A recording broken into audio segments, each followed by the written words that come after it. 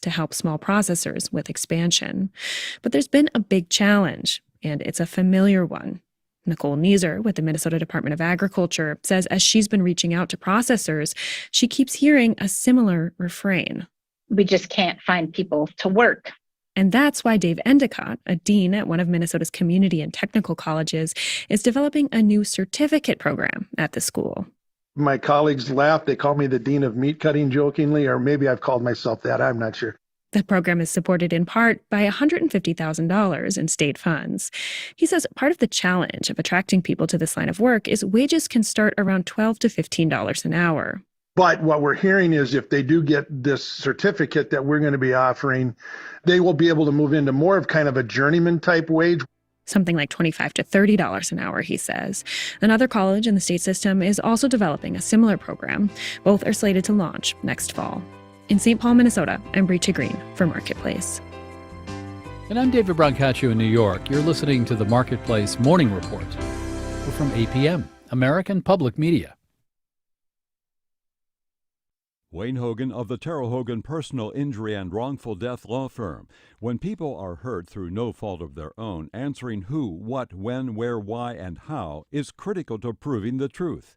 More at terrellhogan.com. Baptist Health is a proud supporter of First Coast Connect with Melissa Ross. Baptist Health, committed to building a healthier community for all of us. More info at 202-4YOU or baptistjacks.com. North Florida TPO, proud sponsor of WJCT's First Coast Connect, bringing to the community innovation in transportation planning, commuter services, clean fuels, and intelligent transportation systems. More at northfloridatpo.com. On the next Radio Lab, one of, if not the biggest, butterfly poaching and smuggling rings in American history. One man's journey to save a tiny little butterfly.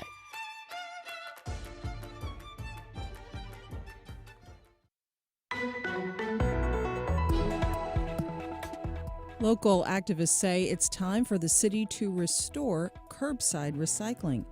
I'm Melissa Ross, and just ahead this hour on First Coast Connect, Duval County has been without recycling services for months in this pandemic. We'll take a closer look at why and when recycling might return. That's coming up. Then later. Right now, for our organization, we've seen 22 come in the past 2 weeks. And to be honest, we really don't know how much more we will receive. Refugees from Afghanistan continue to arrive in Jacksonville, and a donation from Dolores and Wayne Weaver is helping them get settled here. A closer look, plus some positive news and notes for your midweek in our What's Good Wednesdays. It's all ahead.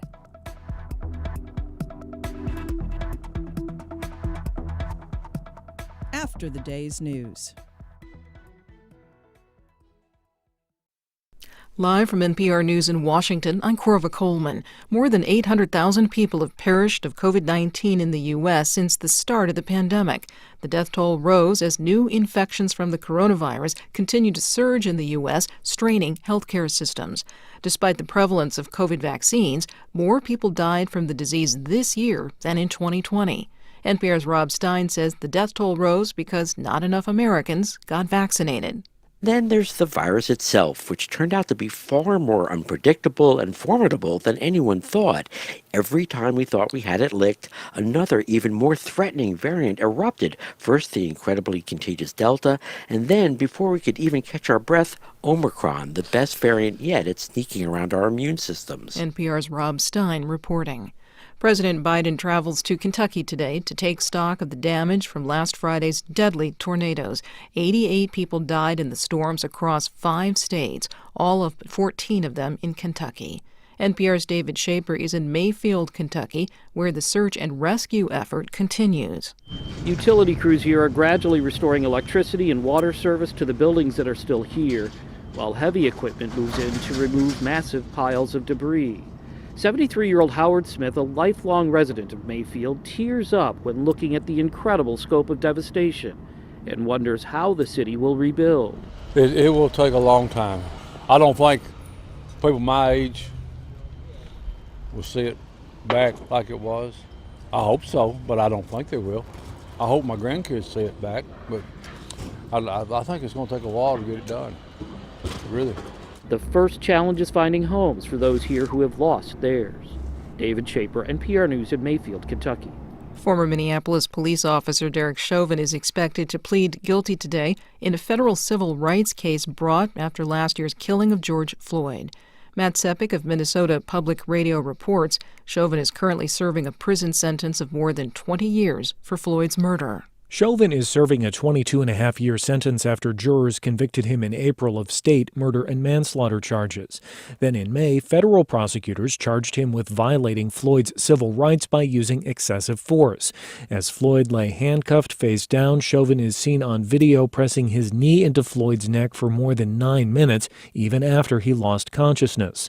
The 3 other former officers who were with Chauvin that day pleaded not guilty to the same federal charges. They have not signaled they plan to change their pleas. The men also face trial early next year on state charges of aiding and abetting murder and manslaughter.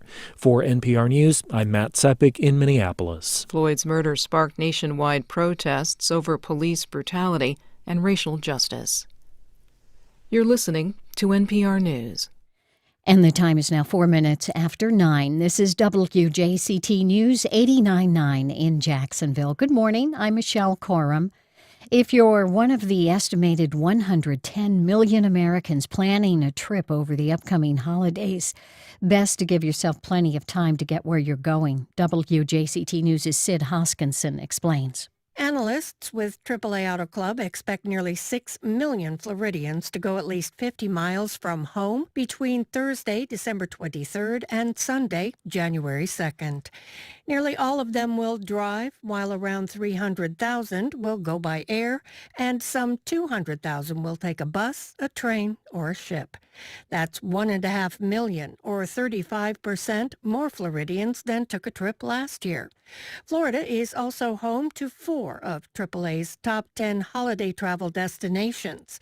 Orlando, with all of its theme parks, comes in at number 1, while Miami, Fort Lauderdale, and Tampa are ranked 6th, 7th, and 8th.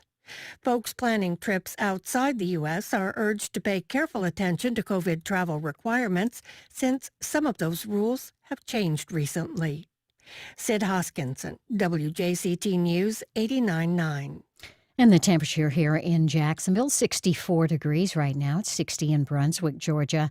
Will warm up to the mid-70s this afternoon. We do have a small chance of rain after 4 p.m. Right now, our winds coming from the north-northeast, about 8 miles per hour. A low of 61 tonight, upper 70s on Thursday.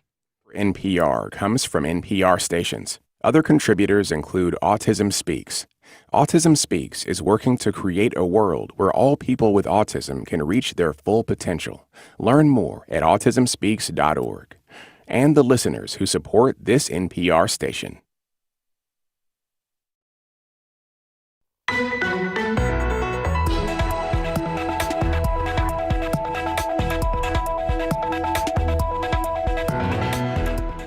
Duval County has been going without curbside recycling for more than 2 months now, and the frustration is growing.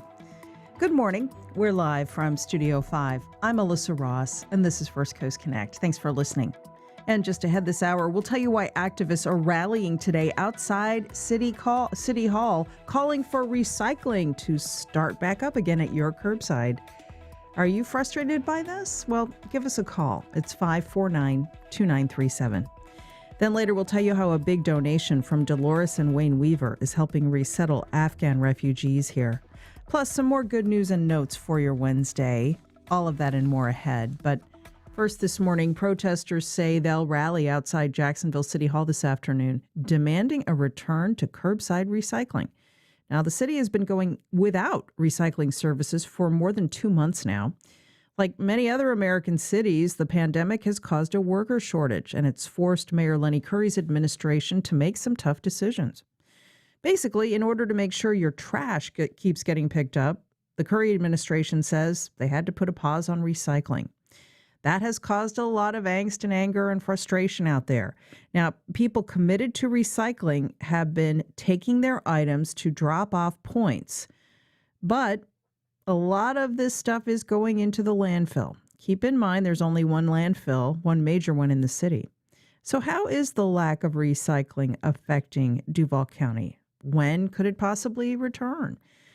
Reporter Claire Heddles of WJCT News has been looking into all of this in advance of a small protest expected later today, and she joins us now in studio with more. Hey, Claire. Hi, Melissa. Nice to see you. Nice to see you. So, folks, what are your questions about recycling? Are you frustrated that you are not able to recycle? When might we see a return to recycling? Are you one of those people that is taking the trouble to drop off your recycling at a drop-off point in the city? Whatever your story out there, give us a call as we talk recycling on the show today. 549-2937. Call us up. Emails to firstcoastconnect@wjct.org. Tweets to @MelissaInJax. Our Facebook page, always open to you as well. So, Claire, let's go back to October. The city had to make this difficult decision, and let's be clear, they're not alone. Lots of American cities are in the same boat. Can you explain for people who haven't been following this why we lost recycling services? Right. So many people might have noticed earlier in the year we had quite a few missed yard waste pickup and missed trash pickups. And the city had almost 100,000 complaints up to August about these missed pickups. And so part of the solution that the city took was to suspend curbside recycling to focus waste haulers on those yard waste and those solid waste pickups. And the most recent data we have as of this week is that it has sort of worked. We saw about 1,800 missed garbage pickups at the height of this in the first week of October. Last week, there was about 400 missed garbage pickups.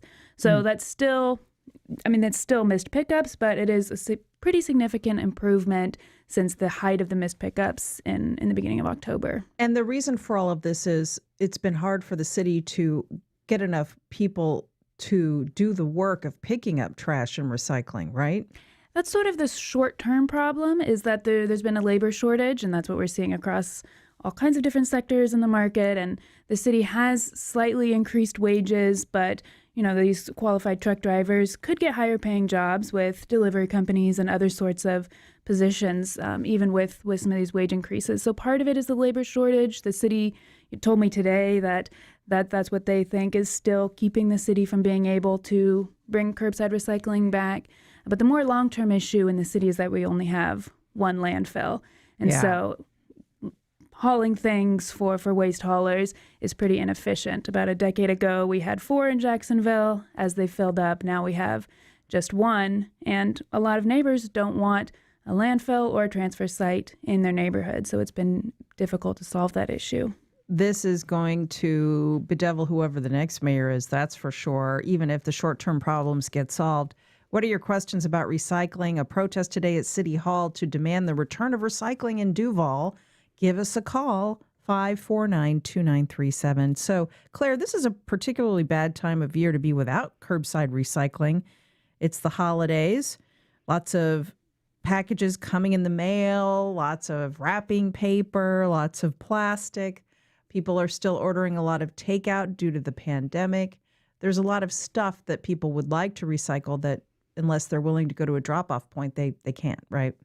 That's very true. And we don't have the exact numbers on how the tonnage of recycling has changed, but we know, anecdotally, and experts have told me that, of course, it's decreased quite a bit. I called Republic Services, who handles Jacksonville's recycling, yesterday, and their manager told me, obviously, there's been a drop in the amount coming. He hasn't given me an exact number, but he sort of said, please tell people to drag their recycling because it'd be great for us if we had more recycling. That's his business interest, of course, but for those that do want to recycle their holiday packaging, it is inconvenient to have to go to one of these 15 sites. 15 drop-off points. And how are those working? When they first became an option, there were lots of complaints about them not working very well. Is that going better? I think it's going slightly better. At least from what we've seen, I think the amount of recycling that people are bringing has decreased since the beginning. And at the beginning, they saw a lot of people putting trash bags and just random trash into these large bins around the city. And so there was some amount of public education about what you can drop off there. And so it's gotten slightly better. But and they increased pickup as well. They were doing one pickup a day. After some of the chaos, they were doing about 2 pickups a day. So it has gotten a bit better with the 15 sites, but again, at the end of the day, few people are going to haul their trash to one of these sites in the same way they would haul Few it to the people curb. are that committed. Mhm. And people are frustrated. They are paying for this service that they're no longer getting. Yesterday, the North Florida Green Chamber and the city of Jacksonville held a webinar about recycling. So the city is clearly trying to communicate about this to people. What is the city telling you, Claire, about when we might see a return to recycling, and also about the ongoing issues with yard waste and trash pickup? So what the city is saying is that when they originally issued the suspension, they expected a 6-month suspension. So that would mean that curbside recycling would restart on April 4th. Since then, Brian Hughes, the city's administrator, has told council that it could be longer. They really can't guarantee that 6-month date anymore. And then as of today, what the city told me is that what they're hearing from their waste contractors is that they're still understaffed and unable to reach the demand, even with the curbside suspension right now. Okay. And so typically the city pays a decent amount of money to do this service. Over $1 million a year to pick up your recyclables. But in the overall city budget, that's a tiny line item. So what are you hearing from people out there? They are paying a small fee for this service that has been suspended. We do expect a small protest tonight outside City Hall. A lot of people are angry about this that might not necessarily show up to protest, though, right? That's true. So this protest this afternoon is organized by students. A Fletcher High School student has been organizing some of his friends. So it's mostly a youth protest, trying to advocate for bringing back curbside recycling in front of the mayor's office this afternoon. As far as the cost, there was some discussion about a potential refund for property owners. It's part of a property tax that's $12 a year that goes towards funding these services. That sort of died pretty quickly from what we've seen so far in council discussions. The city mentioned it to council, said we could potentially consider a $12 refund, but that didn't get much traction with council. There's been no ordinances filed, nor do I think that got much traction in the public either. People really thinking those $12 made a difference. Okay, folks, what are your comments, concerns, questions about the ongoing suspension of curbside recycling in the city? As reporter Claire Heddles explains, it could be several more months, even longer, before we get this service back. A youth protest is expected outside City Hall tonight, demanding that recycling be returned. 549-2937. Jan on the west side. Hi, Jan. Go ahead. Yes, we very much support recycling returning as soon as possible, but we have an even bigger problem with yard waste on the west side. There have been piles sitting that are as tall as me for over 2 months. So while this was supposed to help with yard waste, it's really not been true on the west side. Wow, I'm sorry to hear that, Jan. Thanks for that. You know, Claire Heddles, Mayor Curry is termed out. He's finishing his second term as mayor. He may run for some higher office. Whoever runs next for mayor, whoever makes it through the runoff election, you would think it would be smart politics for these candidates to say, I'll fix this problem. This is a core government service. Next to public safety, which is even more of a basic service we expect from local government, we expect government to pick up our trash, if nothing else, right? Right. I mean, it's embarrassing for the city at large. It's embarrassing for public leaders that we're having this issue 2 months in indefinitely. There's no end date in sight. We have seen some other cities that also suspended curbside recycling, so Jacksonville is not entirely unique in this. We saw it in Chattanooga for a few months earlier this year, in Baltimore in 2020, and St. Louis still has this ongoing curbside suspension. So it's not just a Jacksonville problem, but in Florida, we are one of the only cities that's not offering recycling so right now. then what are other Florida cities doing right? How are they budgeting in a way that we somehow cannot? So we've seen some cities and the beaches suspend glass. So that's something that there's falling market demand for glass recycling. And so that may be helping pay for workers. Labor, again, as we're seeing across the pandemic, this sort of labor reckoning, are workers going to be paid, receive hazard pay, have the sort of benefits that will bring them back to the market. Grace in Riverside. Hi, Grace. You're on the air. Go ahead. Hi, Melissa. Thank you. I just wanted to put in a quick comment about people leaving their recyclables in plastic bags. I know that they've discouraged us from doing so, but Yeah, it kind of defeats the purpose. Yeah. Yeah, and the dumpsters are full, and there's nowhere to put loose recycling. I think that if you have to set it next to the dumpster, keeping it in a bag versus just dumping it on the ground is seems like a better solution, and maybe somebody on there and can just open up the bag rather than having us do that on the site and making a big mess. Thank you. Thank you, Grace. You know, Claire, some education is needed still, obviously, about how to drop off your recycling.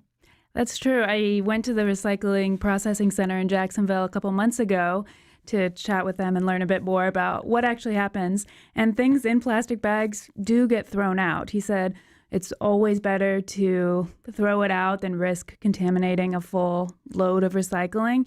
And so, you know, it's not always clear whether recycling is actually getting recycled. Loose paper bags for packaging recycling is the best thing, he said. And plastic bags really do typically just get thrown out because they can't risk opening it and having food waste on other recycled products. Yeah, folks, don't put stuff in that's going to contaminate the whole load, because then none of it gets recycled. Only put in things that are approved to be recycled. An explosion of tweets. Here's one from Bill. How is it we can afford to tear down bridge ramps to make way for the pet projects of billionaires, but we can't fund or find adequate resources for waste management? That affects everyone. Rebecca tweets the show, the recycling centers have been a boon to renters like me who had no place to take recycling before. I hope the city keeps them going. Here's a tweet from a listener. I bag ours up and trip over to the Riverside Park receptacles once or twice a week, but I would rather not have to be doing that. Here's a tweet from Sarah. The drop-off bins list items that are recyclable, but glass is not listed. Do they really not accept glass? I believe you said that. Can you clarify that, Claire? I believe they're currently accepting glass, but that it is something that the city is considering suspending. To my understanding, currently they still do accept glass, but that's something I could look into. And Susie tweets the show, I am disgusted by this situation. This is a basic public service. But it is time for a real discussion on recycling. It's time to hold manufacturers accountable. Yeah, I mean, manufacturers could make products that don't need to be recycled. There are ways to do that. And of course, all of us could buy less stuff. Those are some easy solutions too. I think she makes a great point. The demand for recycled products has been falling. 3 years ago in 2018, the Chinese government greatly reduced the amount of recycled products that they were purchasing from the U.S., which caused this kind of recycling crisis in the U.S., and that there's much less market for recycled products. And, you know, previously recyclables were sold, and so there was more of a net gain for cities to have recycling products. Now, last year, it cost Jacksonville $1.5 million to run the recycling program because the sale of recyclable products is not paying for the program itself. Here's an email from David. I think limiting the volume that is picked up at the curb each week should be no more than 2 cans per address, he says. Here's an email from Lenny. I'm disgusted that basic city services aren't being provided while the city throws plenty of money at the Jaguars and Shad Khan for development of a luxury hotel downtown. I think that's really getting at the heart of the frustration, Claire. Voters out there saying, where are the city's priorities if they can afford stuff like Four Seasons on the riverfront, incentives for that, but they can't afford to pick up your trash and your recycling? It's a great point. There is a question about priorities in the city.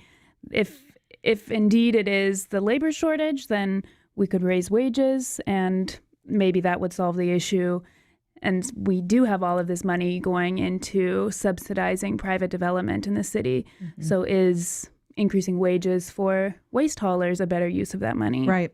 Here's an email from Terry. We are dropping off our recycling at one of the park locations that was set up. However, a city employee there told us that all of the recycling being dropped off at these sites is actually going to the landfill, not the recycling plant. No way of knowing if that's true. Maybe we can run that down later today, Claire. We'll see. To my understanding, it is still going to the recycling plant in Jacksonville. They are sending people out to these 15 sites to pick up recycling. Once it gets to that recycling processing center, some of it does go to a landfill. Some of it ends up in the landfill. If it's in a plastic bag, if it has food waste on it, it does go to a landfill. That's probably a more clear picture. Thank you for that. Paul is holding downtown. Paul, you are on the air, sir. Hey, good morning, Melissa. How are you today? I'm great. Thanks for calling. We're going to have a big problem between Christmas and New Year's with everybody opening up all their presents.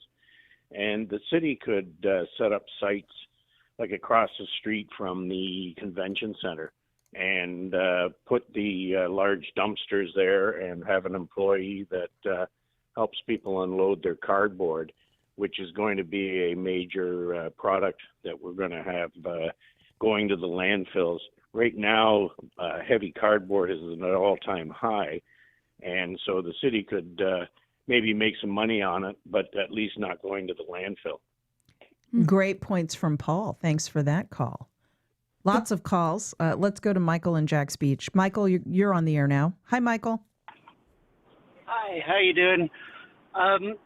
There were two things. Well, first, down in South Florida, they have smart recycle bins that they weigh the goods that you have, and they work with local businesses, and you get credits. So it's a win-win, so that everybody tends to recycle more, and the local businesses get people in. That's one option. You know, maybe it's a time that we could use this as a benefit to rethink how we're doing it. And then also, Consumer Report had a wonderful article regarding the percentages of recycle, and nationwide it is only 1%, and you're right, everything else goes into landfills. So there's also, you know, education that needs to happen with everybody, that you don't have to buy everything plastic like we do. And Absolutely. I'll take it offline. Yeah, Michael, that's such a great point. Because so much of it doesn't get recycled, even better than recycling, Claire, which I think makes people feel virtuous, like they're doing their bit.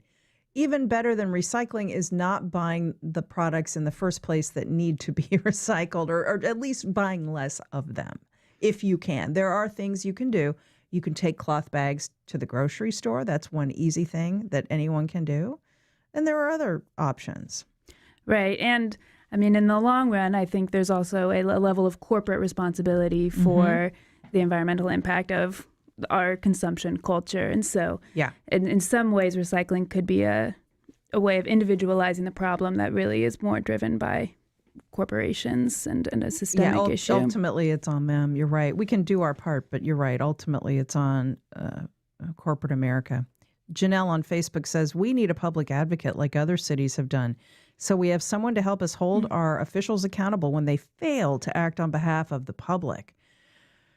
Mary in Ortega writes, we need recycling back. The rest of the world is working to save the planet, but Jacksonville is spending money on LERP statues and development plan after plan after plan. We need to get our city's priorities on track if we want to move Jacksonville forward. Okay, Joy on the west side. Hi, Joy. Thanks for holding. Go ahead. Thank you. My husband and I take things to the drop-off site on Wilson Boulevard, and one day there was a man running the truck, doing all the pickups, and we were dumping things from plastic bags into the big bins, and he said, oh, no, don't unpack it. Just leave it in the bags, and we'll take care of it when we get there. And I thought, well, that's not a great idea. So maybe some of the employees are also not well-versed in what needs to happen. Thanks for that feedback. Appreciate that, Joy. Steve on the south side. Hi, Steve. What are your thoughts? Hi. Hey, I would just like to vent a little bit because this whole event has just demonstrated a complete, utter lack of planning and management by the city. This whole event was foreseeable. Lenny Curry's got all the data to see what's going to happen and when it's going to happen. And this isn't rocket science. This is logistics. This is picking up a package that is not biohazard, taking it from one location to another. And when everything hit the fan, the only thing Mr. Curry did was to have a singular solution. Nothing about once a month, once every other month, a public service announcement. If your bin isn't full, don't put it out. There was a singular solution, and that was, we're going to stop it. And this is from a guy who had the foresight to try to bring the RNC to Jacksonville, but can't pick up the trash. So that's been my vent. Okay, Steve. Lots of venting going on. Now, again, a group from Fletcher High School called CO2 Consequences is going to be leading the protest today at 4 o'clock downtown across from city government. Claire, you'll have more about this on our website later today for people that want to learn more. That's true. Some of the facts that we talked about this morning we'll have on our website a little bit later today. And I think some of these listeners make really good points about creative solutions, credits to incentivize people recycling, having employees at these drop-off bins that can provide information about recycling or help people. I think we haven't seen much discussion about creative solutions in City Council. We've seen some discussion about long-term solutions, but some of these creative ideas I think are really important. Reporter Claire Heddles, thanks so much. Thanks, Melissa. Much more still ahead later. Some good news for your midweek in our What's Good Wednesdays, including lots of holiday shows you can check out this weekend. But up next. Right now, for our organization, we've seen 22 come in the past 2 weeks. And to be honest, we really don't know how much more we will receive. A big donation for Afghan refugees resettling here in Florida. We'll have an update after this.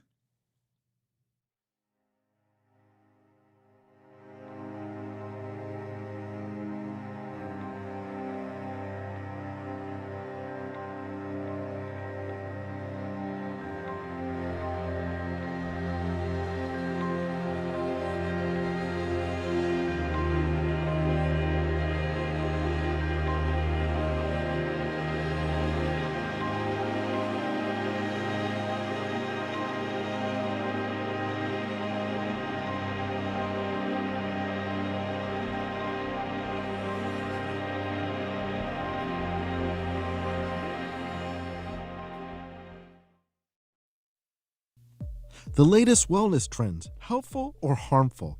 I'm Dr. Joe Servin. Join me Saturday at 4 for What's Health Got to Do with It, only on WJCT News 89.9.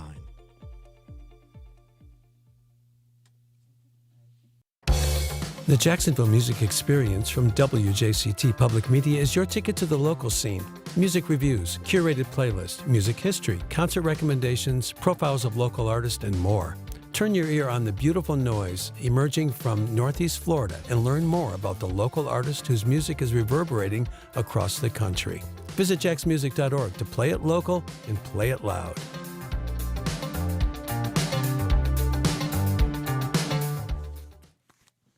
Welcome back. Well, Jacksonville philanthropists Wayne and Dolores Barr Weaver and their family will donate $1 million to 2 local agencies resettling refugees fleeing Afghanistan after the Taliban takeover.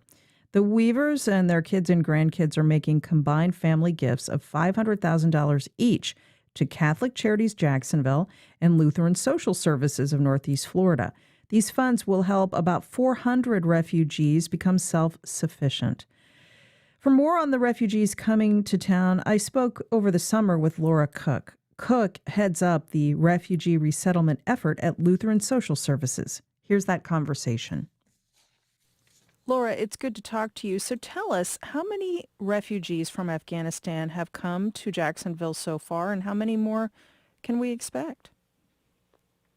Thank you for having me. Right now, for our organization, we've seen 22 come in the past 2 weeks. And to be honest, we really don't know how much more we will receive. We will definitely receive more. When they come to the U.S., they do receive a list of 18 cities, and Jacksonville is one of those cities. Right. And of course, Lutheran Social Services, along with Catholic Charities, you've been in the business of helping refugees resettle in the United States for a long time. Are these families Right. coming from Afghanistan? Are they people that were involved with the U.S. as interpreters and other allies that our government is trying to make sure get out and are safe? Correct. So they have what's called a special immigrant visa because they have helped the U.S. in some way. They are either employed by the U.S. government in their home country, or they are an interpreter and translator for the U.S. military. Yeah. What's the process for these families to come to Jacksonville? And tell us about all of the moving parts, because it's a complicated process, isn't it, to get people into the country and then get them settled and get their feet under them? Right. So generally, it's a pretty long process.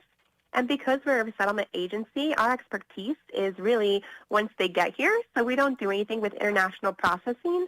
But from what we do know and from what we've heard, is that they do need to have some kind of letter of support from their former U.S. military or Department of Defense supervisor. And then they go through the U.S. government to apply for this visa, and they go through interviews and background checks and screens. And it takes a long time. So some of these people that we've seen come, they applied actually years and years ago, and they've just been waiting to travel. They've gone through a lot of the steps or all of the steps to get this visa, and it's just been a very long, arduous process. Wow. And of course, we've all seen these incredible images of people desperate to get out of the country. So for those lucky enough to make it out, you know, you celebrate that, but you know the challenges for them are only just beginning. Can you talk a little bit about how hard it can be for a family who's been traumatized to come to a new country where they don't speak the language, they leave everything behind they've ever known because they literally were fleeing for their lives, and they have to start all over again? Right. I always tell people, just imagine taking 1 or 2 bags of the belongings that you have, and flying to a new country all of a sudden, and you're just getting plopped into this new country. It's a lot of challenges you have to face. First, the language. Now, a lot of these, this is a special situation because usually the head of the household is a English speaker because they're an interpreter. Not all SIVs, not all of them speak English, but some of them do come with pretty good English proficiency. So that's something that's helpful for them.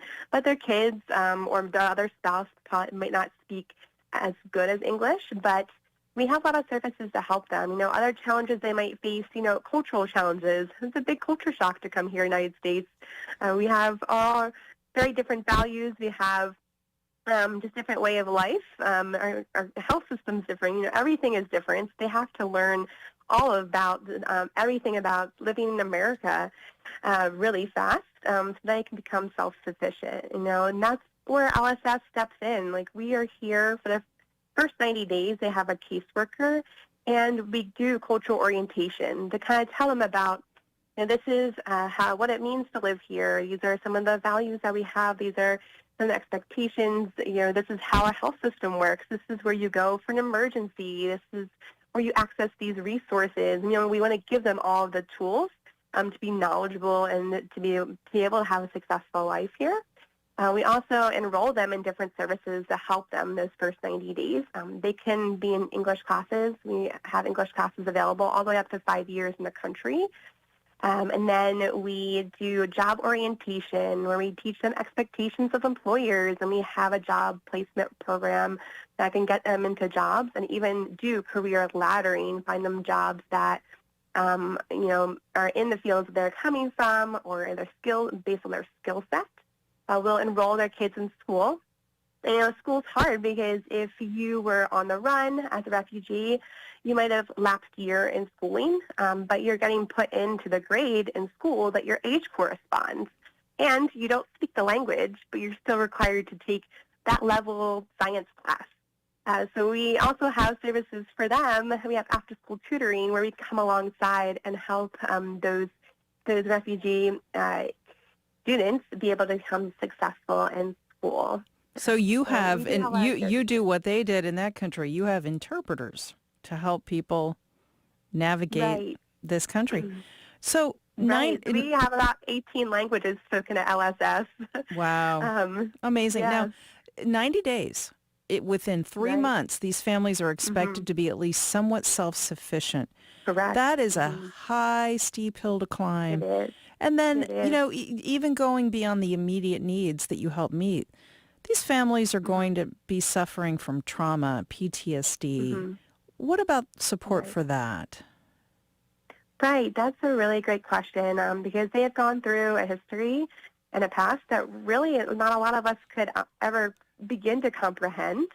Thankfully, we do have a lot of great support systems here in Jacksonville. We have even organizations that specifically do mental health needs for refugees.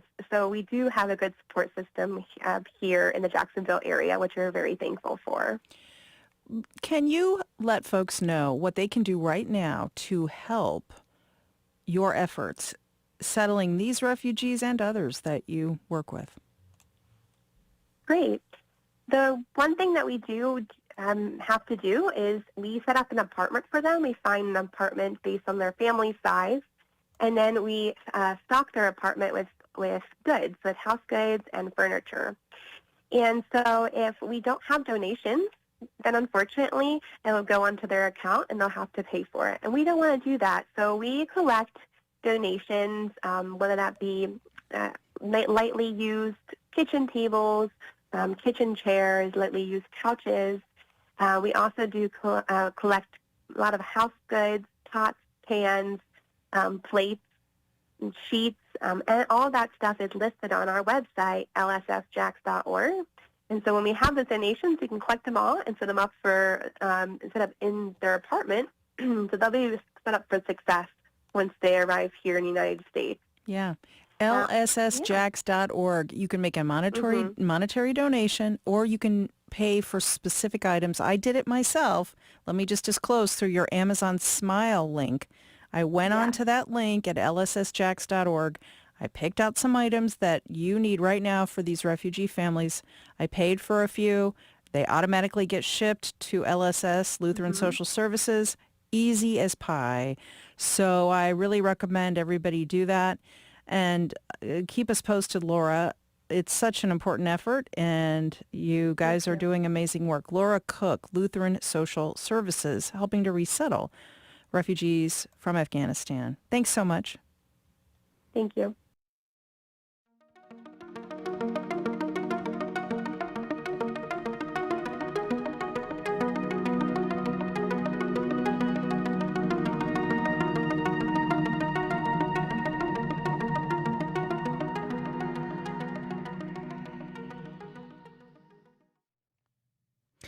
Well, the American Heart Association is sending fans of the iconic HBO series Sex and the City heartfelt condolences.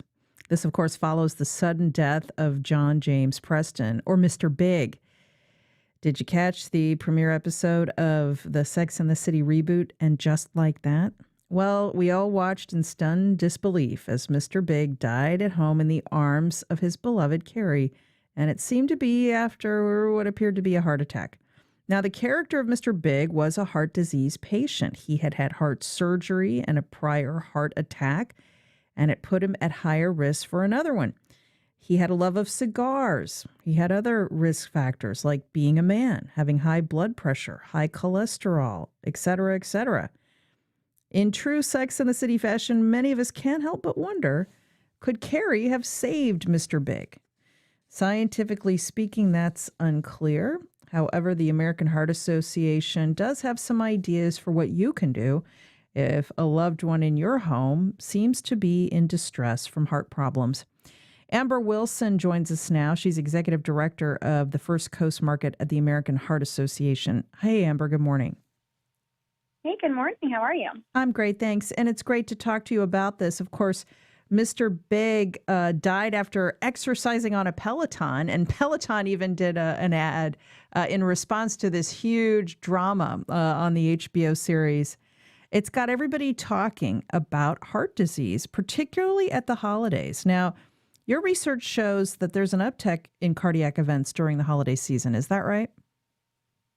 Yeah, it's correct. I mean, our research shows that between December 25th and January 1st, more heart attacks happen during that time than any other time of the year. Wow. And what's driving that? I think about how are you feeling right now? I think I'm a little extra stressed than usual. We Yeah. have holidays coming, end of year with work, gifts to be purchased, and kids home from school more, and family members coming in town and staying with you. And so, I think it could just be the overall stress of all of the things that come along. While we all love the holidays, it does obviously contribute to higher stress rates, which can absolutely lead to heart attacks. We're all eating a lot of holiday foods too. That certainly doesn't help. Now, people who watched the episode were screaming about it on social media, wondering why Carrie didn't immediately perform CPR on Mr. Big. Others said that probably wouldn't have helped, that there probably wasn't enough time to save him. What does the science say about this? I was screaming as well at the TV, saying, just do hands-only CPR. Do what you need to do. Science says that it is a very significant increase in chance of survival if you perform CPR immediately and call 911 until the EMT can get there. And so most cardiac arrests are happening outside of the hospital. And so when we think of the need to train people, it is significant. So again, science shows significant increase in chance of survival when just performing hands-only CPR until EMT can arrive. Hands-only CPR is easy to learn. There are even instructions on your website, correct? Yeah, it's extremely easy to learn. It can be taught in 15 to 20 minutes, but you could watch a 5-minute YouTube video if you were that stretched for time to learn it. It's something that everyone should know, and everyone should want their loved ones to know, or your employees and people next to you at the office to know, because again, it significantly increases the chance of survival, and it's extremely easy. Now, of course, Mr. Big, before he died on the floor of the bathroom there in that episode, he was working out a lot on his Peloton, and that was sort of a plot point on the show. Peloton had to even put an ad out turning the situation around so that people didn't think that he died because he was working out on the Peloton. Because exercise is supposed to prevent heart attacks overall, not cause them. Can you talk about that, please? Absolutely. Yeah, exercise is medicine. There's no question that moderate to vigorous physical activity is really beneficial to overall cardiovascular health. But just like medicine, it's possible to overdose. And so it's always better. More is not always better. So the Heart Association really encourages around 150 minutes of exercise per week. And some people are starting it all different ways. And so I think it's important to talk to your primary care physician and really figure out what is the appropriate amount for me. But pretty across the board, it's 150 minutes per week is a great place to start and get active. And of course, easier said than done for so many people, but do what even a little bit is better than none. And so, Amber, this is something that women need to listen to as well as men. Mr. Big was the classic heart patient, an older male who probably liked his steaks, liked his cigars. We tend to think of heart attacks as affecting middle-aged to senior men, but women are very much at risk too, and the risk factors present a little differently. Correct? Can you share how heart disease affects women? Absolutely. And you're exactly right. A lot of people think of heart disease as a man's disease, and heart disease is actually the number one killer of all women, more than the first 5 cancers combined. And so it is so important for women to both advocate themselves, but also look out for those symptoms. And so it's numbness, it's stomach pains, it can be jaw pain, tightness in the chest. And so it's always important for women to know their body, know what's normal for them. And so even thinking, everyone says, I know my dress size and my shoe size, but do I know, or do you know your blood pressure and what it usually is? So when you're getting it checked, you know if it's off or not. Okay. So with all of this said, what are some simple ways during this hectic season that we can all manage our heart health and our loved ones as well? You're exactly right that it doesn't have to be a lot. Just start small. Give yourself, a little mental health break to get away from the stress. Do a 20-minute walk a day. Do something that you enjoy. Maybe it's walking your dog or it's riding your bike with your family. And just get out there and do small steps, because those small steps lead to big rewards when it comes to cardiovascular disease. And then I would also encourage everyone, watch a 5 to 10 minute video, learn hands-only CPR. We are really excited. We were just able to provide through funding and sponsors hands-only CPR kits for all 5 counties on the First Coast, so that we have thousands of students that are going to be learning hands-only CPR in 9th and 11th grade, just pushing out more and more lifesavers. So I would say take those small steps with exercise and then learn hands-only CPR, so that you're not in Carrie's case feeling helpless, that there's nothing you can do, that you know what to do in case one of your loved ones goes into cardiac arrest or has a heart attack. Such great advice. And producer Catherine Hobbs has reminded me, I should have said spoiler alert before I gave away the whole episode plot. I apologize for that. Yes, folks, I'm sorry. The cat's out of the bag. Mr. Big is no more. Sorry. And thank you, Amber Wilson, Executive Director, First Coast Market at American Heart Association. Have a great holiday, Amber. Thank you so much. Thanks for having me. Okay, a quick break. And up next, everything from Jason Wood's A Christmas Carol to opera in St. Augustine, to a special concert at Douglas Anderson, and a whole lot more going on all around the town. It's our What's Good Wednesdays, even free Y workouts. We'll tell you about that too. All ahead, you're listening to First Coast Connect on 89.9. We'll be right back. Don't go away.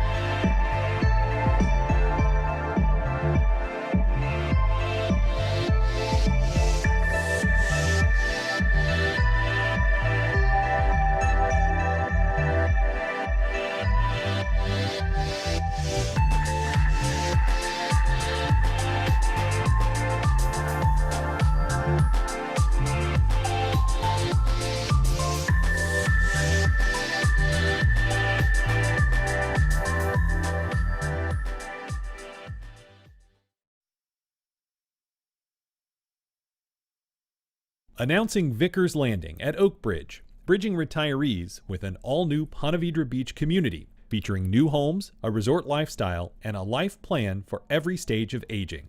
Information at vickerslanding.com. Lee & Kate's Glass, family-owned and operated for 95 years. Lee & Kate's Glass is your source for upgrading your home's glass, from shower doors and mirrors to windows and tabletops. Learn more at leeandkatesglass.com. Congaree & Penn, dedicated to agriculture and culinary endeavors, offering field-to-fork dining and outdoor experiences on over 300 acres. Sip, dine, explore. Information at congareeandpenn.com. On the next Fresh Air, living in space and avoiding its many deadly hazards. We talk with recently retired astronaut Chris Cassidy, who's featured in the Disney Plus documentary series Among the Stars. Cassidy's gone to space 3 times. The last was a 6-month stay on the International Space Station as its U.S. commander. Join us tomorrow at noon on WJCT News 89.9.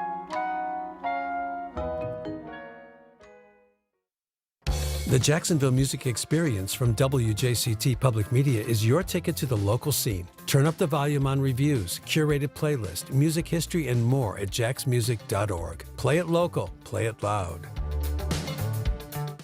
The search goes on in Kentucky and nearby states for more than 100 people still missing after last weekend's tornadoes. But just how much damage was done by the storms won't be known for days. We'll have the latest on rescue efforts and ask how quickly the whole country can adapt to a climate that's more extreme and on track to cost more lives. Next time on 1A. Today, starting at 10 on WJCT News 89.9.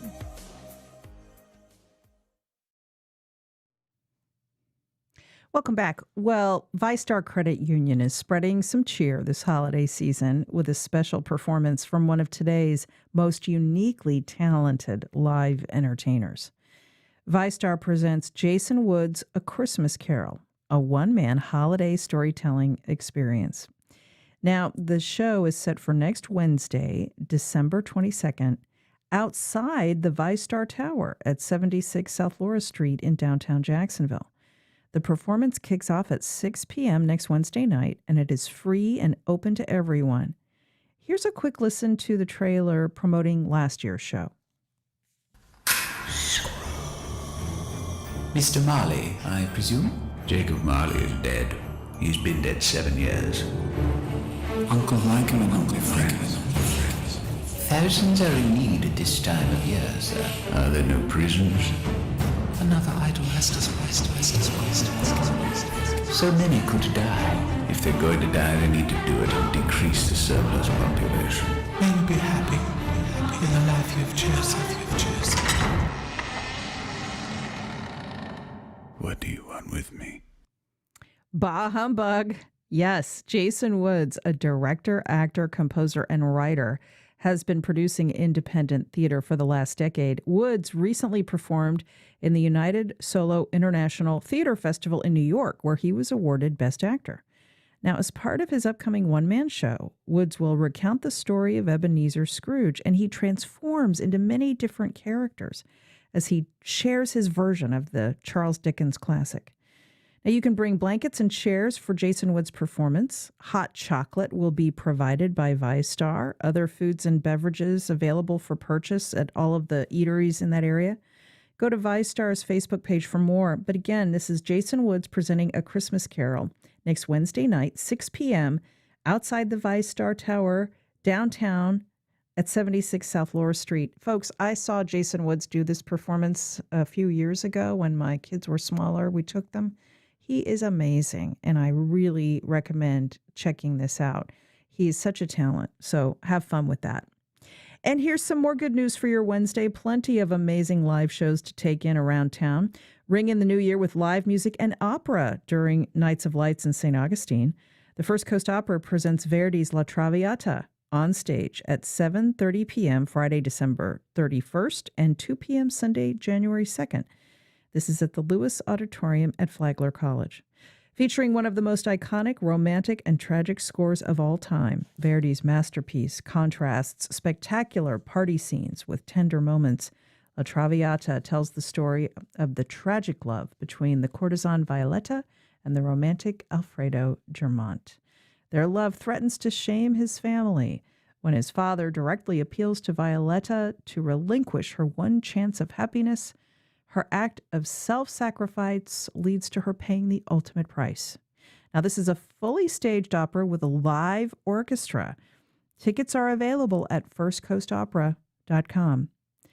And here's another concert to tell you about. In 2019, the Douglas Anderson School of the Performing Arts Orchestra joined a consortium of other high school and college orchestras, and they commissioned Kenji Bunch to compose a piece for string orchestra and harp. Soon, though, COVID impacted this process, so Mr. Bunch changed his approach. The top of his new score reads, "To the children of the pandemic era, in admiration of their unbreakable resilience." The DA Chamber Orchestra will join some of the best high schools in the nation in preparing and performing this work for the first time. Studying a piece the first time out is exciting, and the orchestra, we're told, has really enjoyed it. And they're going to be performing this Thursday night, and it is the Florida premiere of this original work. It will be purchased and performed by orchestras for generations to come, thanks to the DA Orchestra program and this consortium. So come on out for the DA Orchestra's winter concert Thursday night as they debut this new music. It's set for tomorrow night at 7 p.m. at the Dubois Theater at Douglas Anderson. Pretty cool. Well, a Florida author has written the first book of its kind about a fascinating piece of local history. Jada Wright Green has been researching historic homes and sites around the state focused on African Americans. Through her work with the Mary McLeod Bethune Foundation, she was introduced to the world of historic homes. Her new book shares the history of these structures in African American neighborhoods, including here in Jacksonville.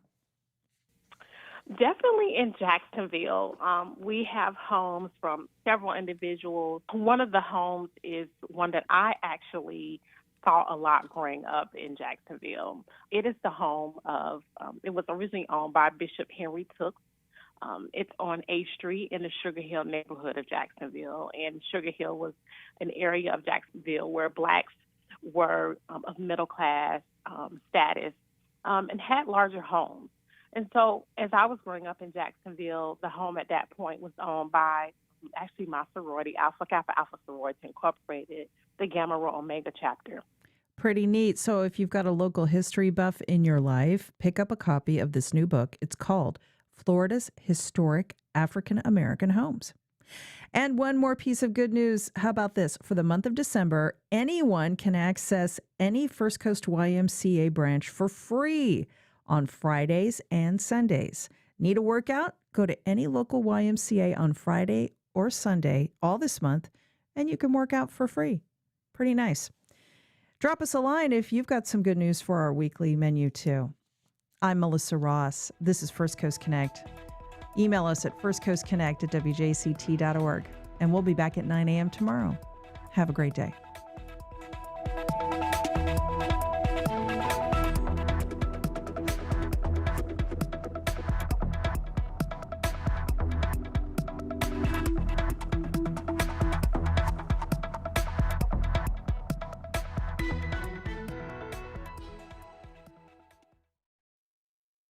Support for First Coast Connect is provided by Baptist Health and the North Florida TPO.